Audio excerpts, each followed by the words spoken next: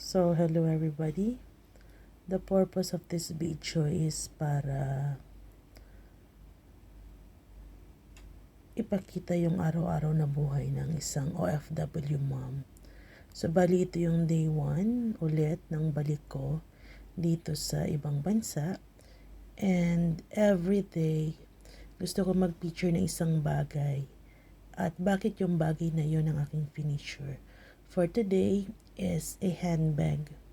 A handbag kasi mula bukas, babalik din naman sa trabaho at ito na naman aking kasama for the next 2 to 3 months.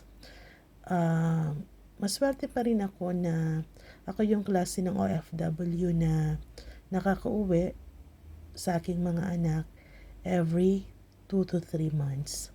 So, ang next target kong uwi is sa April, first week ng April for the graduation of my second born.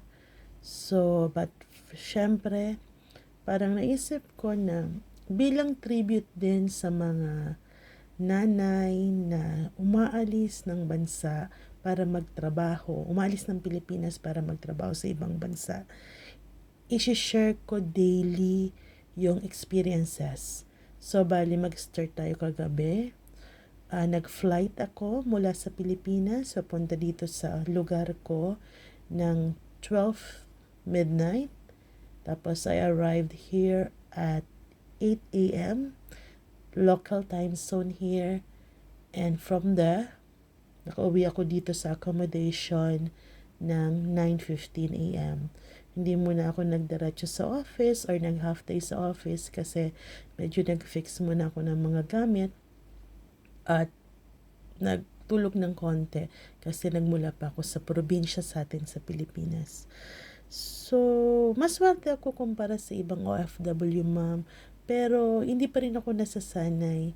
Before, yung mga kids ko nandito sa abroad din, pero starting 2019, nauwi ko na sila sa Pilipinas, doon na sila nag-aaral kasi medyo lumalaki na sila, mayroon na akong high school, tapos may graduating nga ako, tapos meron pa akong isang little boy.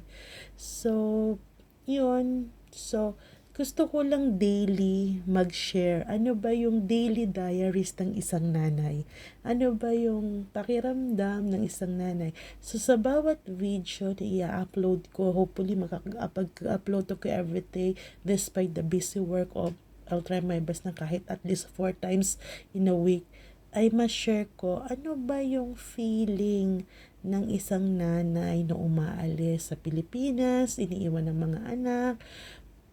Kung ako, sobrang lungkot until now despite 5 years nang nasa Pilipinas ang aking mga anak. 5 years na kami magkahiwalay at nakakauwi naman ako every 8 weeks to 12 weeks. Ano pa kaya yung pakiramdam ng mga yearly umuwi or every 2 years or every 3 years kasi yun yung allowed sa kontrata nila.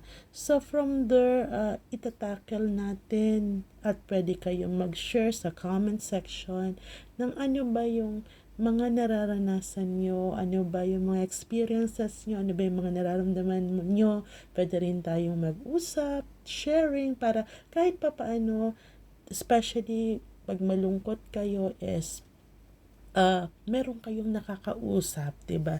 That's the main purpose of the vlog.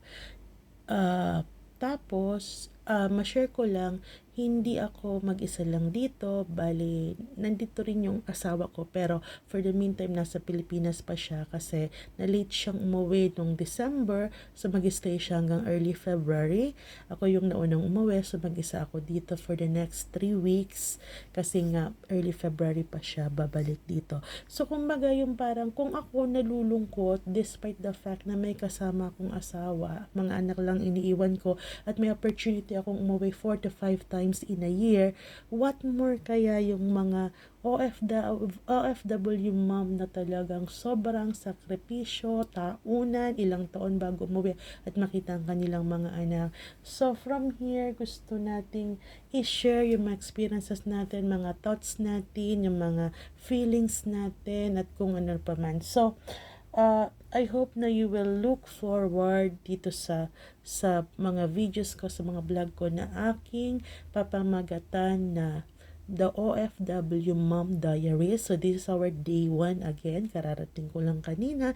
And this is my first day, my first night muli dito sa ibang bansa. And from there, I will make my best na kahit papaano daily makapag-update, makapag-usap tayo, leave kayo ng comment, ano yung pinagdadaanan ninyo, tapos discuss nyo din, pwede kayo mag-share ng mga small clip or videos din. So, basta, everyday meron ng i-feature na bagay. So, ngayon nga, bakit bag? Kasi yan yung isa sa mga bag or shoulder bag na ginagamit ko pag work dito. So tomorrow, pagpasok ko sa office, yan yung dadalahin ko at makakasama ko. Isa sa mga bag na makakasama ko for the next 84 days. So 84 days kasi ako maging out sa Pilipinas, mag-stay dito. So, 1 day out na tayo sa 83 days nila. So, I'll see you soon every day as much as I can or at least 4 to 5 times in a week para ma-update kung ano nga ba ang buhay ng isang OFW ma'am. Thank you and nice talking to you all. Thanks. Bye.